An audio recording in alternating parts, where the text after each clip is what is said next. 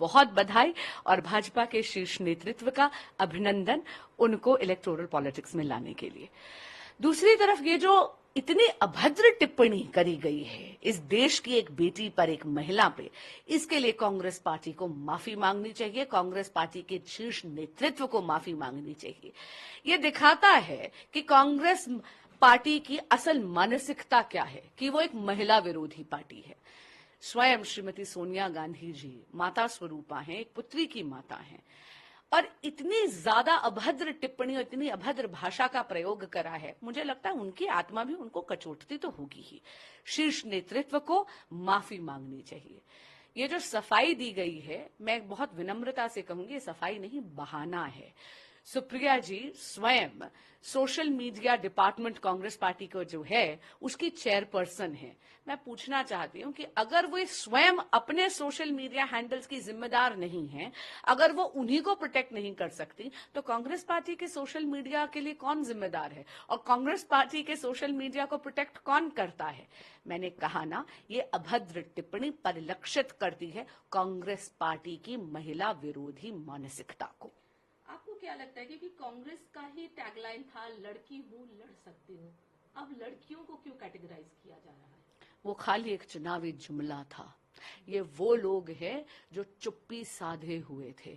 चाहे वो संदेश खाली में जो माता और बहनों के साथ अपराध हो रहे थे एक दशक से, वो जब सामने उभर कर आए तो भी कांग्रेस पार्टी चुप्पी साधे थी। जब आम आदमी पार्टी के एक लीडर ने आम आदमी पार्टी के ही वर्कर की माइनर बेटी के साथ छेड़खानी करी, पॉक्सो तक की एफआईआर दर्ज हुई, तब भी कांग्रेस पार्टी अपना गठबंधन धर्म निभा रही थी। ना आम आदमी पार्टी के लोग बोले, ना कांग्रेस पार्टी के लोग बोले। मैंने कहा ना, नारे लगाने बहुत आसान है, लेकिन मानसिकता तो इनकी महिला विरोधी है। अब बात आम आदमी पार्टी की। सौरभ भारद्वाज पीसी करते हैं, पीसी करके कहते हैं कि हमारे जो सीएम है बहुत चिंतित हैं जनता की हेल्थ को लेकर। दिल्ली की जनता की हेल्थ जो है सही से सुचारू रूप से उनका देखभाल होना चाहिए। मोहल्ला क्लिनिक्स में कुछ कंप्लेंट्स आ रहे हैं तो हमें सही तरीके से सब कुछ देखना चाहिए। मतलब वो जेल में है लेकिन उनकी चिंता जो है लगातार बरकरार है और देवतुल्य है, क्योंकि केजरीवाल जी हमारे लिए, तो हम उनके जो आदेश है उसका जरूर पालन करें। माननीय मुख्यमंत्री अरविंद केजरीवाल जी को तब चिंता नहीं थी जब आम आदमी पार्टी की सरकार इन मोहल्ला क्लिनिक्स में घटिया गुणवत्ता की दवाइयां बंटवा रही थी। इनको तब चिंता नहीं थी जब केजरीवाल जी की सरकार इन मोहल्ला क्लिनिक्स में नकली फर्जी टेस्ट्स करवा रही थी। उनको तब चिंता नहीं थी जब इन मोहल्ला क्लिनिक्स में डॉक्टर्स डायग्नोसिस नहीं कर रहे थे, एडमिनिस्ट्रेटिव स्टाफ पेशेंट्स को देख रहा था। देखिए, कुछ नहीं है, बनावटी और नकली सहानुभूति बनाने का प्रयास है। आतिशी जी ने कहा है कि हम डीपी कैंपेन शुरू कर रहे हैं। सारे जो हमारे आम आदमी पार्टी के जो भी वर्कर्स हैं सभी के जो डीपी में सीएम का वो फेस होगा। और दूसरी तरफ जिस तरीके से षड्यंत्र किया गया है वो गलत है। चूंकि आप कानून की जानकार है, अधिवक्ता है, आपसे जानना चाहूंगी। उन्होंने कहा कि जो नियम है, नियम के अगर 2 साल से ज्यादा होता है तब कोई 2 साल या उससे ज्यादा अगर किसी को सेंटेंस होता है, जेल होता है, तब वो रेजिग्नेशन दे सकते हैं। उससे पहले ऐसा कुछ भी नियम नहीं है, कानून ऐसा नहीं कहता। क्या कहता है? क्यों आतिशी जी को कोई मोरालिटी नहीं दिखती? कोई नैतिकता पे कोई जिम्मेदारी लेने की बात नहीं होती क्या?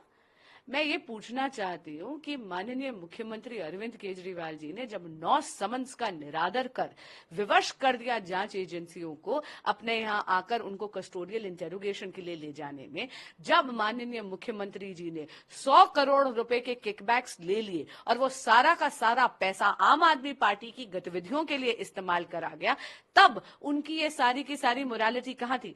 आज वो जेल से चलाना चाहते हैं सरकार, उससे दिल्ली की जनता का कितना ज्यादा अहित होगा। उनको किसी नैतिक ग्राउंड पे क्या इस्तीफा नहीं देना चाहिए? ये तो वो लोग हैं ना जो कट्टर ईमानदार थे, ये तो वो लोग थे जो एंटी करप्शन प्लैंक पे जीत कर आए थे, ये तो वो लोग थे जो होलियर देन दाउ एटीट्यूड रखते थे, ये तो वो लोग थे जो कहते थे, जो नसीहत देते थे सबको। लेकिन आज वो सारी की सारी नसीहत खुद पर लागू नहीं होती। अरे आज मनीष सिसोदिया जी जेल में है, संजय सिंह जी जेल में है, केजरीवाल जी जेल में है। इतनी लंबी घोटालों की लंबी श्रृंखला आम आदमी पार्टी ने कर रखी है, सर से लेके पांव तक डूबे हुए भ्रष्टाचार में। इनको मोरालिटी के ग्राउंड पे, नैतिकता के ग्राउंड पर इस्तीफा देना चाहिए। दूसरी तरफ आम आदमी पार्टी एक तरफ तो प्रोटेस्ट कर रही है, दूसरी तरफ बीजेपी प्रोटेस्ट कर रही है कि रेजिग्नेशन दे दे। दोनों तरफ प्रोटेस्ट का जो है वो लगातार जारी है। कैसे देखती हैं, क्या करें? भाजपा को तो प्रोटेस्ट इसलिए करना पड़ रहा है क्योंकि हमें झकझोरना पड़ रहा है माननीय मुख्यमंत्री अरविंद केजरीवाल जी को।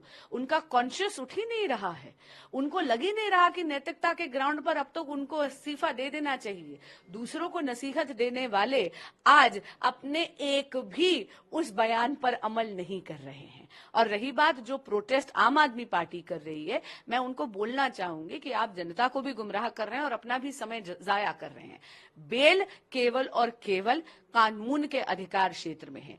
इस देश की विभिन्न कचहरियों ने जुडिशियल ऑर्डर्स में पाया है कि जांच एजेंसियों ने प्राइमा फेसी एविडेंस एस्टैब्लिश कर दिया है आम आदमी पार्टी लीडर्स के खिलाफ, और उसमें यह पाया गया है कि 100 करोड़ रुपए के किकबैक्स अरविंद केजरीवाल जी ने और उनकी पार्टी ने लिए हैं और वो पैसा पूरा का पूरा आम आदमी पार्टी की गतिविधियों में इस्तेमाल किया गया है।